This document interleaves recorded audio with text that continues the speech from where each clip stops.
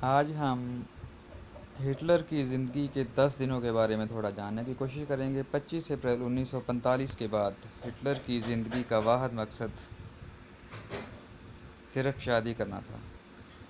Adolf Hitler زندگی کے آخری دن انہوں نے شادی رچائی، جشن منایا اور پھر خود کو گولی مار لی۔ 25 اپریل 1945 کے بعد ہٹلر کی زندگی کا واحد مقصد اپنی موت کی تیاری کرنا تھا۔ 25 اپریل کو انہوں نے اپنے باڈی گارڈ ہینز لینچ کو فون کیا اور کہا، میں نے خود کو گولی مار لی ہے، تم میری لاش کو چانسلر کے باغ میں لے جاؤ اور اسے آگ لگا دو، میری موت کے بعد کوئی مجھے نہ دیکھے اور نہ ہی مجھے پہچان پائے۔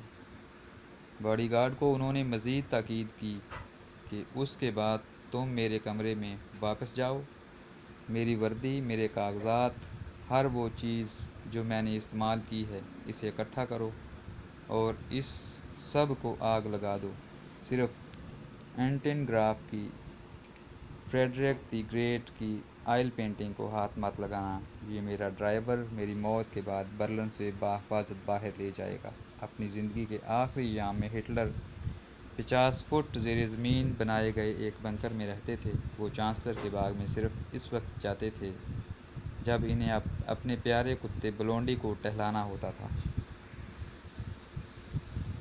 اپنی زندگی کے آخری دنوں میں ہٹلر صبح 5-6 بجے سوتے تھے اور دوپہر کو اٹھتے اور کھانا وغیرہ کھاتے۔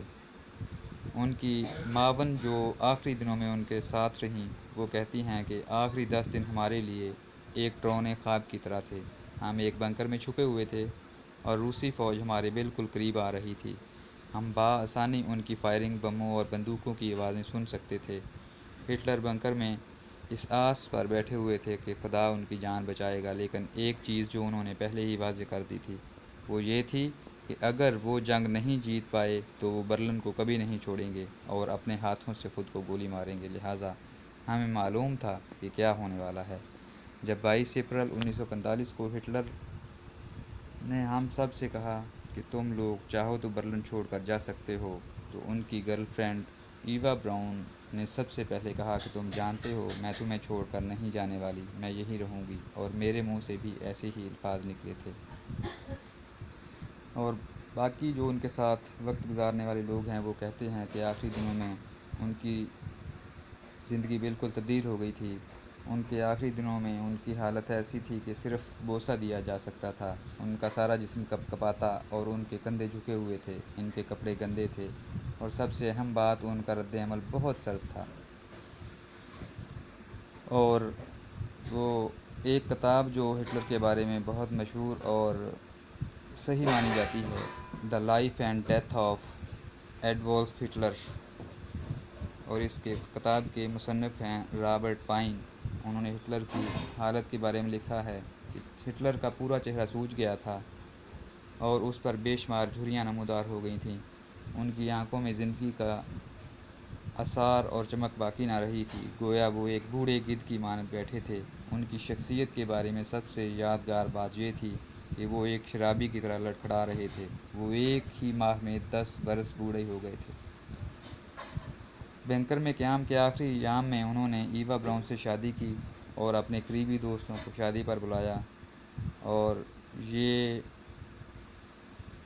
رات تھی 30 اپریل کی، رات 12:25۔ لیکن ان کے شادی کے سرٹیفکیٹ پر 29 اپریل کی تاریخ درج کی گئی تھی۔